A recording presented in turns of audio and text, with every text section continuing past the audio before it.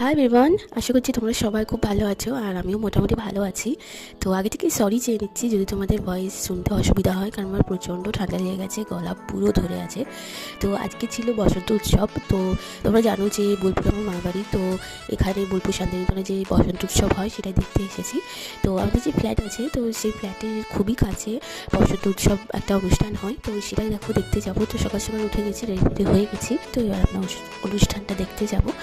তো দেখো বেরিয়ে গেছি, আর সকালবেলাতে একটু ঠান্ডা লাগছিল।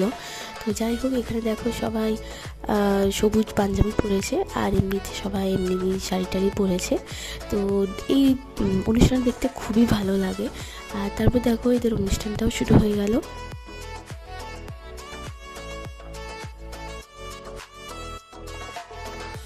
তো দেখো অনুষ্ঠানটা আমরা দেখলাম, আর তারপর আমরা এখানটাতে এলাম। এখানে বড় করে অনুষ্ঠান হয়, রাতের বেলাতেও কিছু সাংস্কৃতিক অনুষ্ঠান হবে।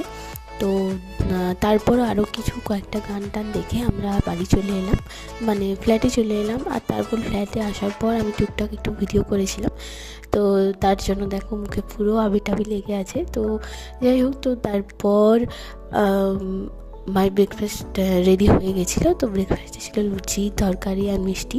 আর তারপর আরও কিছু আমার ভিডিও করা ছিল, তো সেগুলো করার পর একটু মায়ের সাথে হেল্প করি লাঞ্চের জন্য। তো লাঞ্চে আমাদের হয়েছিল পোলাও আর আলুর দম আর চিলি পনির। তো এমনিতে পোলাও আলু দুটো মাই করেছিল, আর চিলি পনিরটা আমি করবো। তো দেখো আমার চিলি পনির করাটাও হয়ে গেল। তো চলো তাহলে লাঞ্চটা করে নেওয়া যাক।